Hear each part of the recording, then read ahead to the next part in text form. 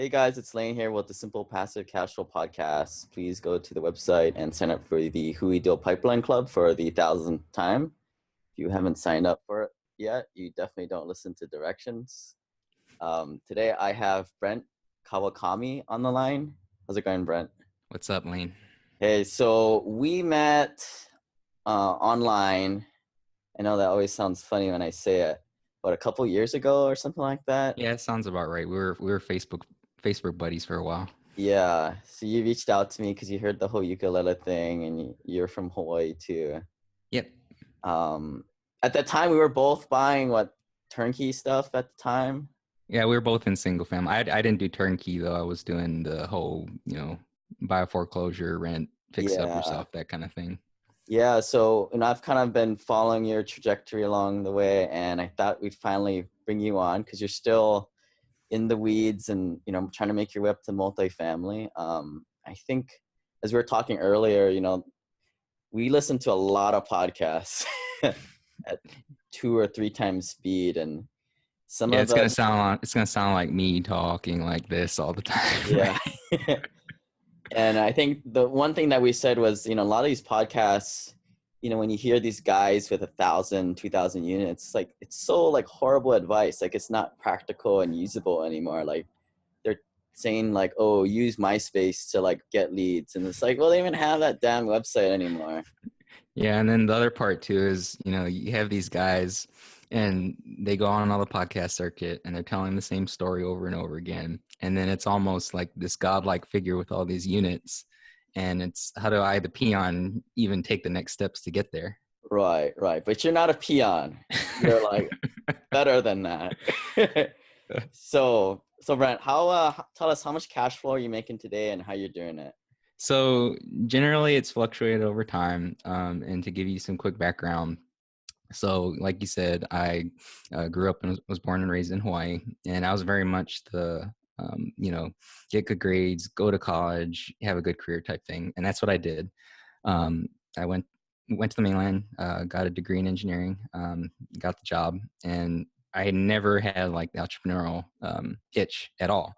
I was very much the guy who's going to work 40 years, max out his 401k, have his IRA, and do all that thing. And so probably a couple years into my career, I got that itch of, hey, there's something more. I don't know if I really want to do this for the next 40 years. And so like most things, rich dad tends to be the gateway drug, into those things, right? Or the That red damn pill. purple book. And then so I started exploring a bunch of stuff. I went through different things like, peer-to-peer investing, dividend stock investing. I got into gold and silver, started an internet business, went into infinite banking, which you've had that topic on before. And then ultimately settled on real estate, started doing single family rentals here in the Dallas area. And then ultimately started moving toward multifamily.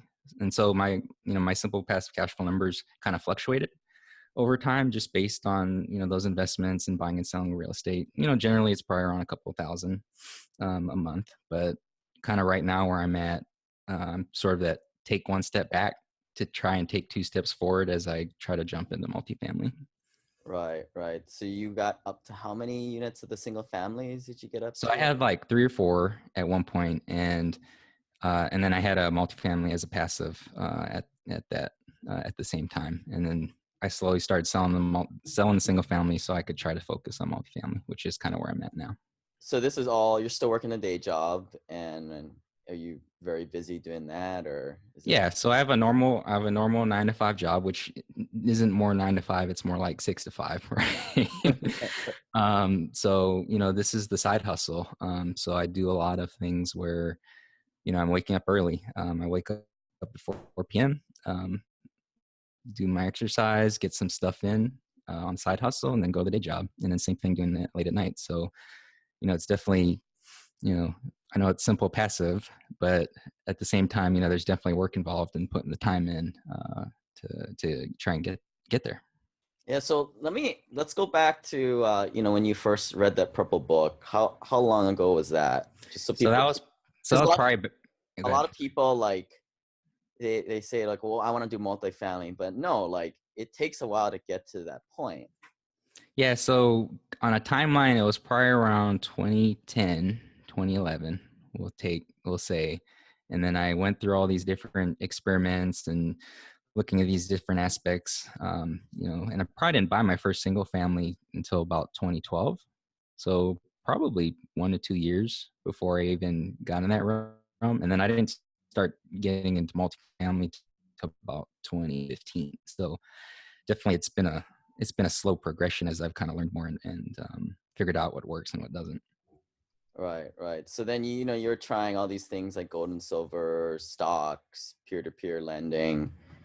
I think this is very consistent from what I see. Guy gets frustrated at work, guy goes home, instead of guy Googling how to hit on girls, he figures out how to build wealth, and he sees all this kinds of stuff.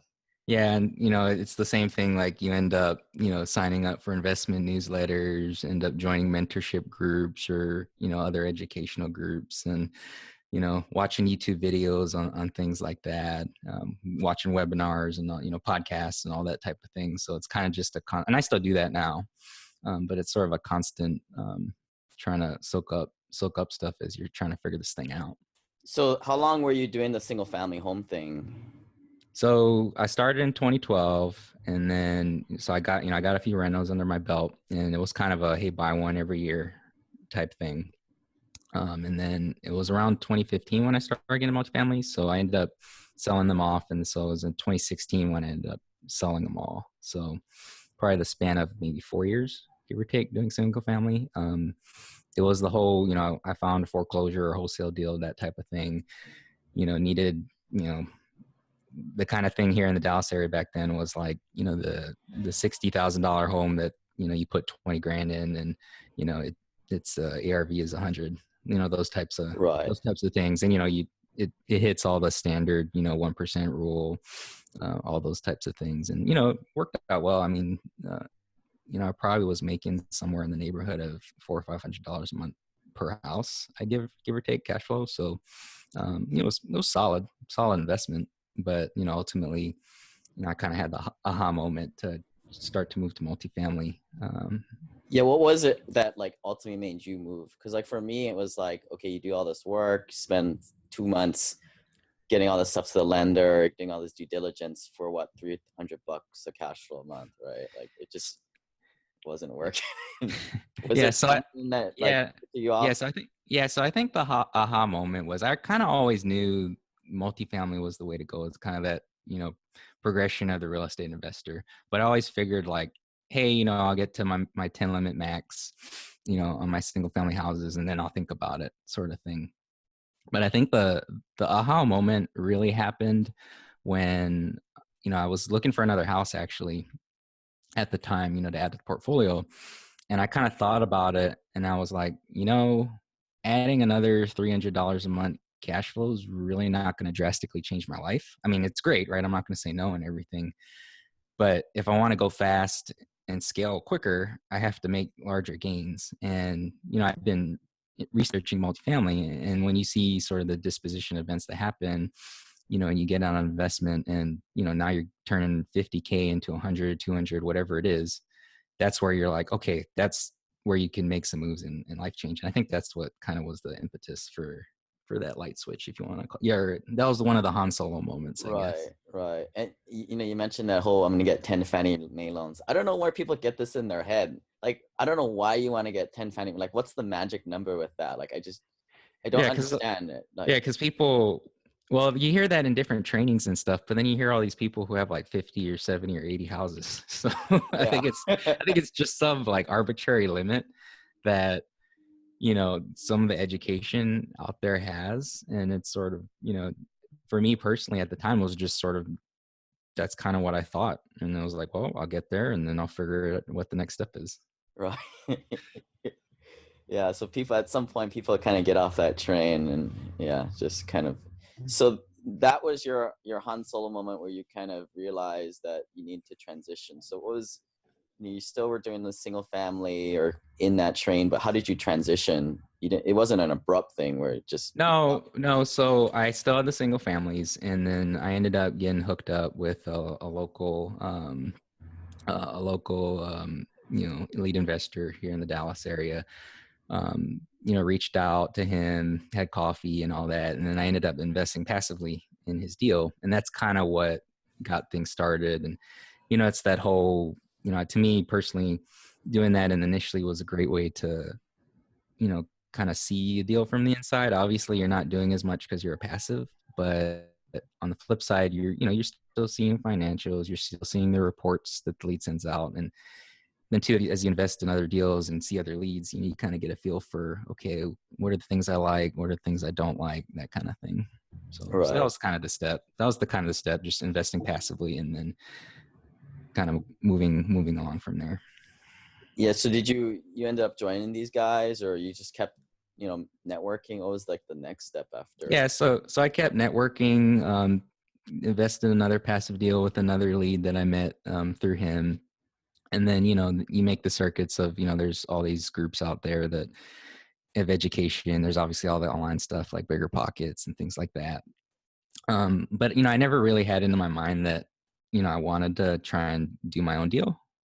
At first, it was kind of a slow and gradual step, really. To be honest with you, what kind of led to it was sort of a right time, right place thing where I met a potential partner. Where it's kind of like, hey, when the student, what is that saying? When the student is ready, the teacher arrives, type thing. And so that was kind of what, hey, started the next steps. Right.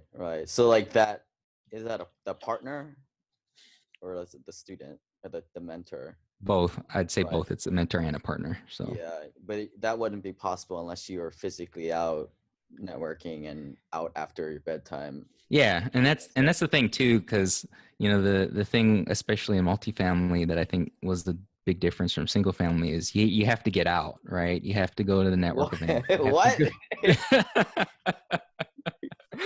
I can't just troll on these Facebook groups with all these people and just message them blindly. Yeah, you have like those Facebook groups that have like 500 people, and then then you get these people who one-off try to introduce themselves. Hey, I'm looking to partner with someone to do a deal. Yeah, I'm looking for someone to be a KP. Yeah, exactly, right. Hey, if you got deals, send them to me, right? Yeah. So, but you gotta, it's one of those things. You gotta get out. You gotta go to meetups. You gotta go to conferences. I'm an engineer like you are, and I'm a natural introvert, so that's not easy. But you gotta get out from. If you listen to another podcast along the topic, one of the guys on there will always say you got to get out from behind the computer. This business is something you got to do, meet people to do. So right, and I'll say, like, I have this other secret group. It's called Introverts Introverts and Entrepreneurship. It's just kind of this fun like meetup group that I have, because as an owner you're allowed 3 meetup groups, so I have one of them just as a throwaway, and that's just it's so many people in that it's crazy. But like, I've gone to some of these meetings and it's like, introverts make the best entrepreneurs, like the best salespeople, because they listen. They don't, they're not just, hey man, I got a deal, or you need this, or like, that's awesome. I think you need to invite me to that group. Yeah. Yeah. So you found the right people, and then you just like, tell me what you're doing today, because you're kind of in that kind of just, you're grinding away, right? You're in that, looking for deals, analyzing deals.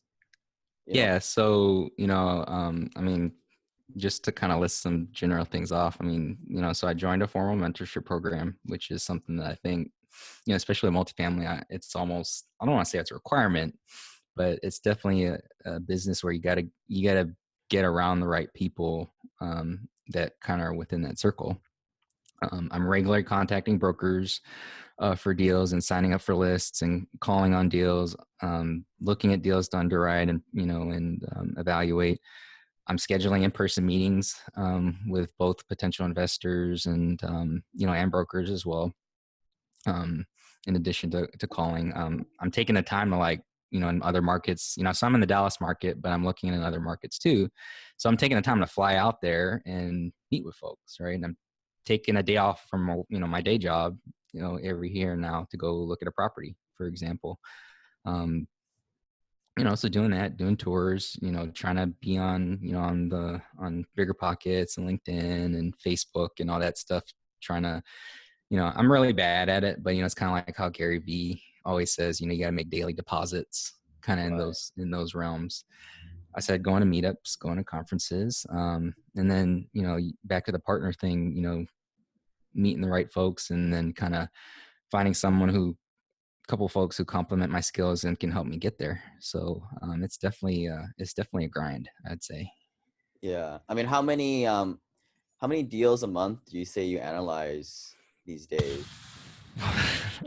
um I mean, some of you may just throw away. yeah, Right. there's the whole like, okay, there's the ones you look at immediately and know you're gonna trash it. There's the ones you look at and kind of do a quick and dirty analysis, just to see if it's worth looking deeper. And then there's obviously ones that there's the ones that you do a full analysis and maybe Yeah. look into. What are some things that like, you know, that you're looking for that you may actually pull out the spreadsheet and do that quick and dirty on? So it's the typical criteria thing. It's pretty kind of a bread and butter. Class CB. 75 plus units. Ideally, pitch roof, individual HVAC. All those types of things. I mean, that's kind of the first filter. I'll look at stuff anyway, just to do a quick and dirty, just because I'm newer, so I can get practice at it. So I do my mentor and partner. He has a little kind of app deal that he made that kind of does a quick look at stuff, and so I'll run through that. It takes 10 minutes really, and it's kind of just a flag of, hey, should I look at it deeper? So I'll do that a lot. I mean, I'm doing that every day, to be honest with you, at least one or two a day, I'd say. Yeah. So what will like once you put in like the quick and dirty, is that like expenses, just high level income and Yeah, it's high expenses? level, like gross potential rent, using some rules of thumb, in terms of economic occupancy, in terms of rules of thumb on expenses, things like that. All you really need is sort of what is the GPR, what is the other income, what is the general cap rate for that area, and then using that and just comparing it against what they're asking for, and then it's kind of are we even in the ballpark or not, right? And Right. so that kind of thing, and then from there I'll figure out, okay, do I need to look at it further? Right. Right. And I guess so kind of we'll go backwards to the whole, joining up a group. I mean, I'll say some of the benefits are, you need partners to do this because a lot of the times to qualify for these loans, especially if you're going after non-recourse loans, you need to network, the liquidity, but you also need the experience. Yeah, and you got to find the partners who have the experience to be able to do that. And Right. then the other thing too about those groups, I'd say, is you kind of have the ecosystem built as far as like quote unquote the team, right? Because obviously you always hear the hey, this is a team sport, and it is. And when you walk in there, you almost have, I don't want to say an instant credibility, so to speak, but you already have kind of like a built team, built ecosystem of resources, whether it's a lender, brokers, property managers, et cetera. And then, you can use that to kind of leverage, against, hey, I'm a new guy, I don't know anybody, right? Yeah, So, like, or I'm part of these guys that close $50 yeah. trillion worth of real estate. I mean, whether it's true or not, I mean, you can kind of parlay other people's names. Yeah. The four most important words are my partners and I, right? So, Yeah.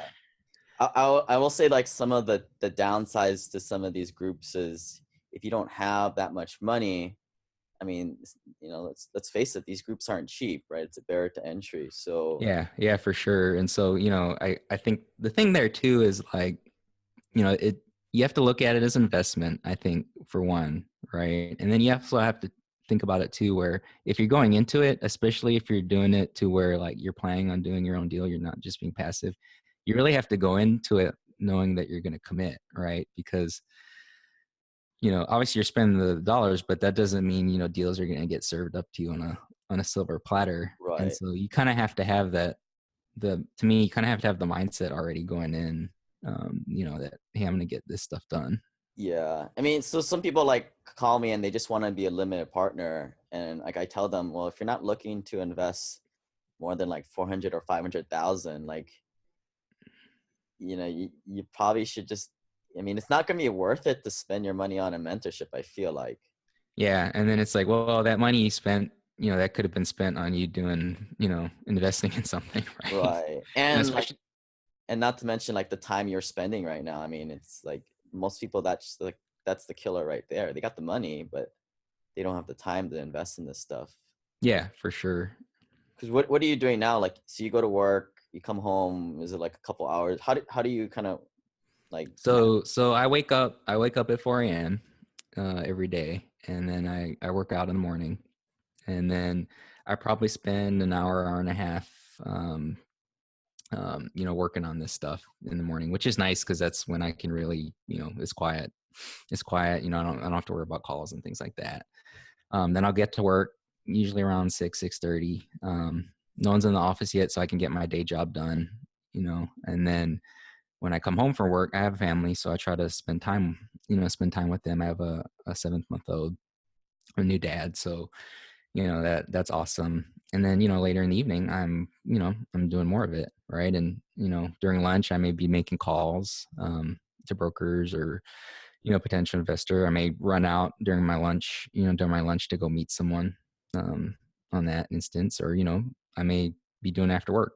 And then like I said, there's times where I'm taking a day off to go do stuff, whether it's to tour property or fly out somewhere. So yeah? How's that at work? Is it like you got to kind of keep it within work hours or out on during breaks, or is it?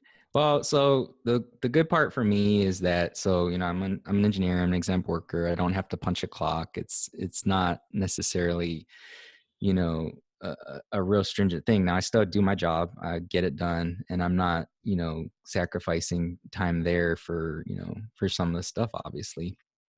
And part of it too is like that's the right thing to do, right? I mean, Right, that's they're my paying you job. pay. Yeah. Yeah, exactly. So it's just a struggle, to be honest. You just kind of manage your time and figure things out and all that. So Right.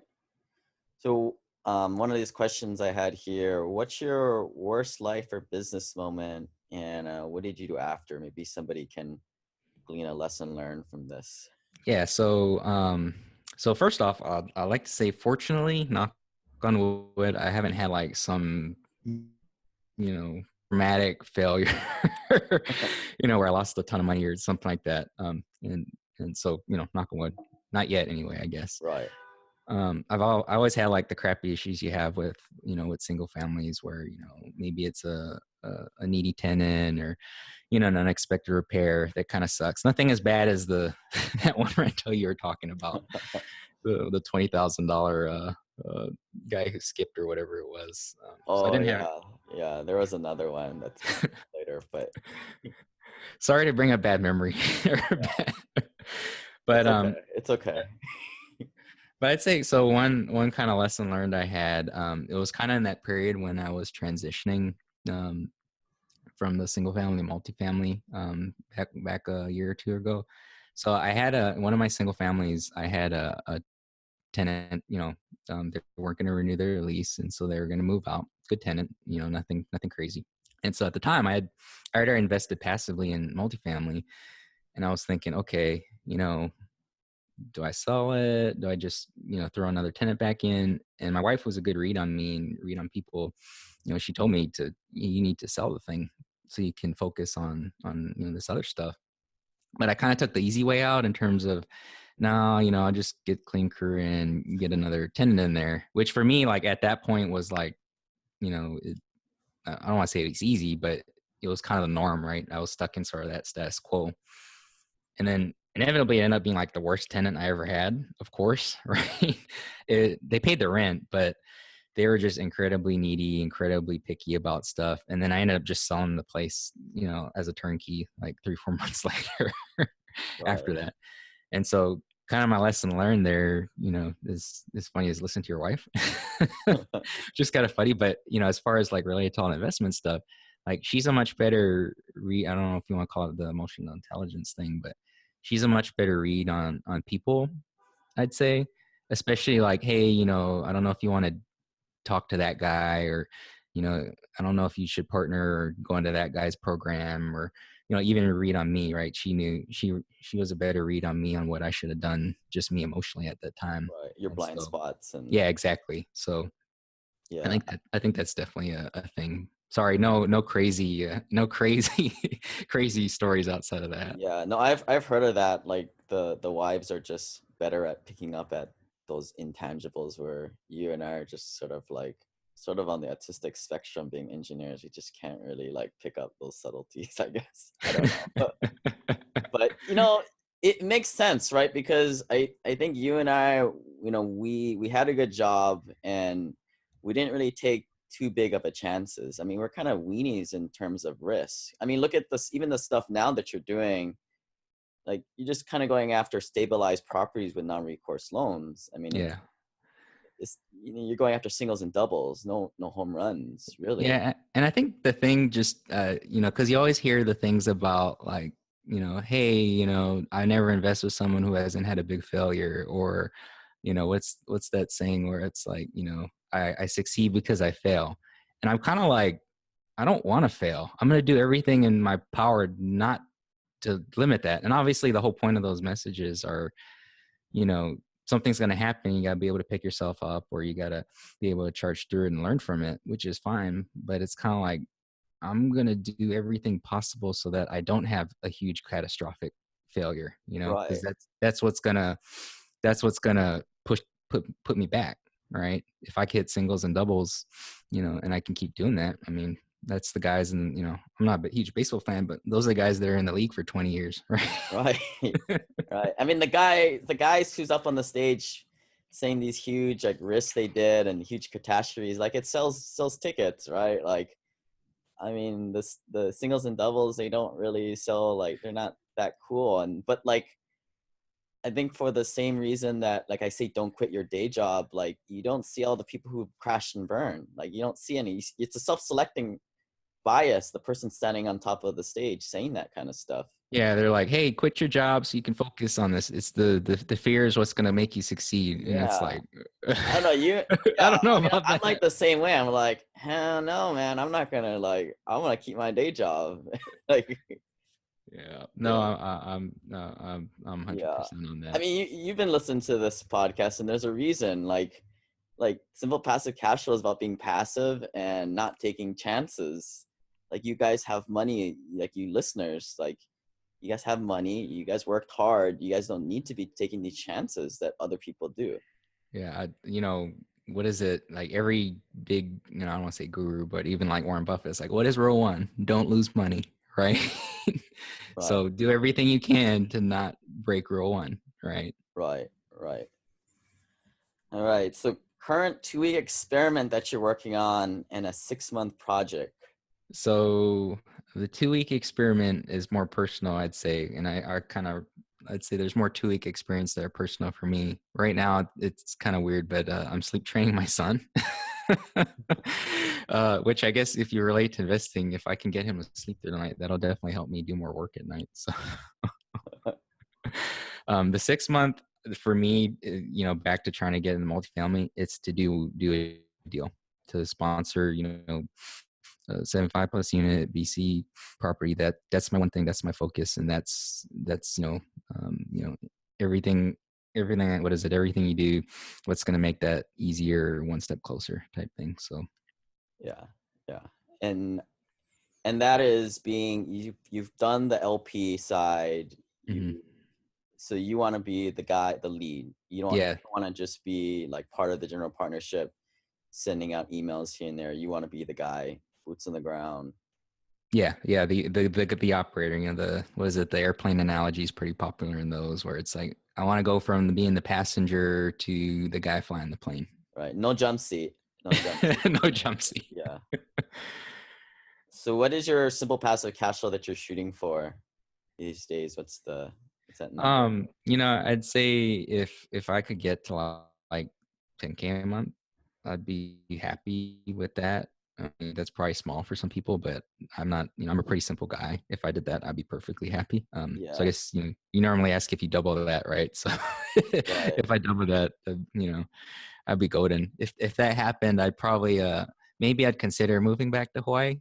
I know you've been Yeah, tempting. that's what I was gonna ask you. What's the number to get you back to Hawaii so you can just kind of hang out with me and hang out at the beach, but Yeah, not. maybe if we get to 20. But yeah, you've been Yeah, tempting me with the pics of your beautiful office view and the job openings there. yeah, yeah. Although we wouldn't go to the beach, we'd probably just go to like Starbucks with our laptops or something. But Yeah, see, and that's the thing. Like, if I were, it's that whole like, how would you design your day, right? So I'd still wake up early. I'd still work out.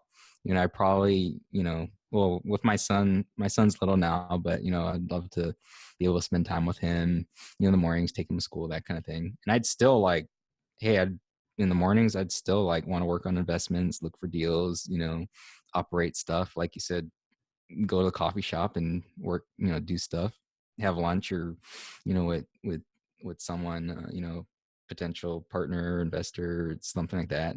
I probably play golf more. yeah. but yeah, Well, think about it, man. We can both take the kids with our laptops to the park, and everybody would kind of wonder and question what we're doing there together all the well, and time. that's the thing too. Like, so the goal of obviously everyone is to get your simple passive cash flow number and quit the rat race, right? But then the thing is, like, like when that happens, and you left the day job, and when you and I are lying on the beach doing that, then every one of our friends are like, what the heck are those guys doing? But then they don't realize that, you know, hey, they've been working like two jobs almost for 10 years. Yeah. Wouldn't it be cool to like, traffic's so bad in Hawaii is like, where everybody's piling to get on the on-ramp to like do like a workout outside every morning at the same time, and people are like, what does that guy do? Like, what, how does he get to do that every time? I see him working out all the time. He owns a bunch of real estate. That's probably what he does, right? Yeah, you better invest in his deals. Something that you recently thought about burning your cash on for a time savings or improvement in quality of life. So one thing I have been experimenting on that is like these meal services. So not like the box with the recipes and everything, but the whole, like, they're actually like they're pre-portioned, packaged, and prepared, that they ship.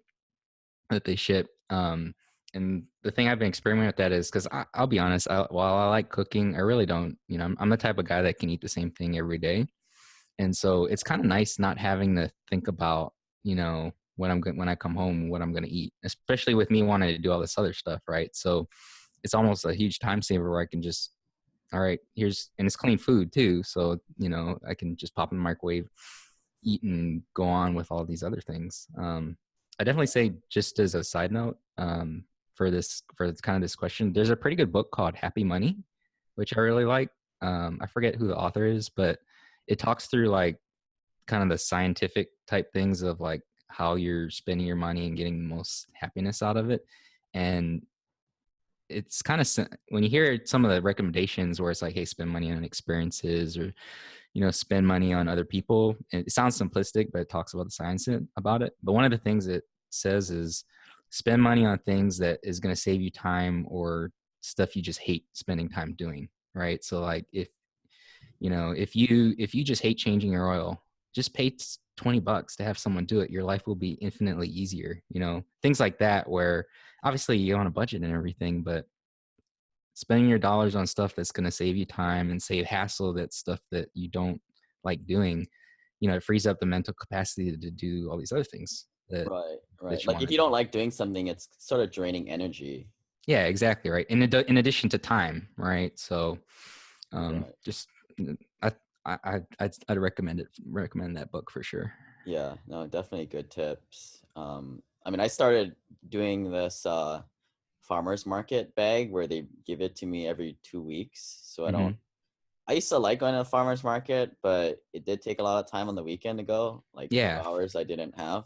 yeah. So now I just like pick it up when I go to the Pilates class every 2 weeks. Hmm. I don't really want to go to the Pilates class, but I got to go pick up my bag of That's how you chips. get. It forces you so you can get your farmers market stuff. Yeah, batching activities, it's like watching Netflix on the treadmill, kind of like that kind of stuff. Yeah, I listen. So like on my commute, I mean, I have, like you were saying, it's like I have podcasts going at 2 times speed all the time. Yeah.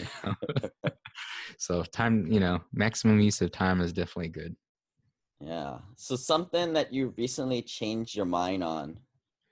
Um, Uh, I think you'll see like that guy with the 50 or 70 single family homes, right? Like guy definitely hasn't changed his mind on too many things, right? Yeah. So I have kind of two things in mind there. So the first one is kind of back. I mentioned I have a son. So I've always been, so I mentioned before, one of the things I got into was this whole infinite banking concept. I'm still a big proponent of it. I think it's a great vehicle. And you've had podcasts about that subject before. Um, but I've always used the thought of insurance as more of the sort of, wealth building or savings aspect of it. But since I've had a son, now all of a sudden, one of the things I've kind of changed in mind is, okay, now I got to think about legacy and protection and estate planning and, what happens if I get a disability and stuff like that. So, as a younger guy, I think that's something I've definitely changed on. And then the second thing has been home ownership. That's something I kind of changed my mind on. My wife and I actually recently sold our house that we were living in, and part of that was a lifestyle decision, but also to free up cash to be able to go invest in some other things. But I've definitely trying to change my mind that, moving out of the house and moving into an apartment. Now I'm not full Grant Cardone, buying a house is the stupidest thing you can do. Yeah, but he's But the same guy who bought like a $5 million house himself, right? I think it depends, right? Yeah, it depends. Yeah. It depends on the situation. Obviously there, we're obviously trying to do as much as we can financially investment wise, but there's a personal aspect and a family aspect too. So, but that's something I've definitely changed my mind on. And fortunately, my wife has been kind of similar in that thought process. So that's Right. something we recently did and changed. Right. I mean, you and I are both like in the early 30s, and like all our peers are buying houses and getting two, three, $4,000 mortgages, and like that's all their cash flow. Now they can't even invest. I mean, I it's the see saddest folks who thing. are they instead of going from this like, so for me and my wife, we're selling our starter home. You see others who are building a home or getting a bigger home and buying a fancy car and doing all that stuff, and that's great. I'm not gonna you gotta spend your money on what makes you happy, and if those things do, great. But like for me, I'd rather I drive my POS Ford for a while and not have a car loan, so I can take that money and do something else Huh. with it. I would have thought you're more of a Corolla guy, but I have a Honda now, so okay. Okay. Yeah, but I think you're totally right there. I mean, people, they kind of blindly go about this, and like, a lot of guys will be buying that starter home that's a fixer upper. And it's like, I'm like, okay, so you couldn't afford a decent house, and now you need to get a mortgage on this. And what's worse, you got to take all this money out of pocket and make these repairs. That's like really not a good idea if you ask me, but I kind of filter myself, and sometimes I just be quiet and I let it out in my podcast. So no, some of those things, like it's funny because some of these topics are almost foreign to other folks, and you almost don't want to talk about it because it's like, what the hell are you doing? Are you crazy? Like, what, you don't think the 401k is the greatest thing in the world? What's wrong with you? Or yeah. Well, what did I say? Like, you just tell them you're a government conspiracist, or like you think the government's out to get you, so that it's more believable than. it's more believable than I think it's a terrible thing. Or you're doing all this crazy stuff, like I talk about. It's like sometimes you're just like, I'd rather not talk about it with some people just because I don't want those crazy stares or people thinking I'm crazy. Yeah. Like, what are you on the phone all the time? I just have another girlfriend. It's more believable than what you're really doing, talking to uh, brokers. what the hell are you doing late at night on the computer? Yeah. Yeah. So this last question is kind of out to the, yourself maybe a few years ago. It hasn't gotten started. And, in the seller's market, what would you say to invest in? Now, is this someone that maybe only has 20, 50 grand saved up in liquidity? Mm-hmm. So I think, you always recommend the single family house route, which I think while it's not a requirement, I think that's a great step. If you have, the investable capital to do it, especially if you've never been in those, if all you know is just your 401k stocks and things like that, that's a great step. Me personally, so, I mentioned I'm in the whole cash value life insurance thing. For me, that's sort of like my core foundation and conservative base. So that's where I see, for me, just as things get frothy and things like that, I can sit there as sort of the war chest and be ready for an opportunity without really losing too much return there. And then, the other part too is, I'd say there's nothing wrong with sitting if you feel like, obviously you can, make money and do investments in any market. But if you really think things are frothy right now, there's nothing wrong with sitting back, in Hawaii and just waiting things out and doing things, Yeah. Not that you're doing that, but, because it's sort of like, 100% of nothing is better than any percent of a bad deal, right? Right, right. Sometimes it's the deals that you don't do are the best deals. Exactly. Yeah. So I've had a lot of conversations with a lot of people that I went on a lot of podcasts and they're like, oh, I want to do multifamily. Yeah. But I'm coming to this idea. I used to have this idea where you need to have like 30,000 a passive before you can move on. Mm-hmm. But I'm also adding this component of you maybe need like 150, 200,000 of liquidity Mm-hmm. to make it in that next step. Mm-hmm. Because if not, you'll spend your money on a couple limited partnership deals, and then that's it. Everything just stops. You have no more war chest Yeah. to do anything else. What's your thoughts on cash flow amount and liquidity to kind of make that jump? I would say, like, to me personally, I don't know that you would have to have like some specific cash flow number in mind. Like, I wouldn't say like, hey, you got to have 10K a month coming in monthly before you even think about it, sort of thing. I definitely say, I like that 150, 100 kind of range, like you're saying, where it's sort of like, it's hard to say, like, drawing a line, right? But I'd say Right.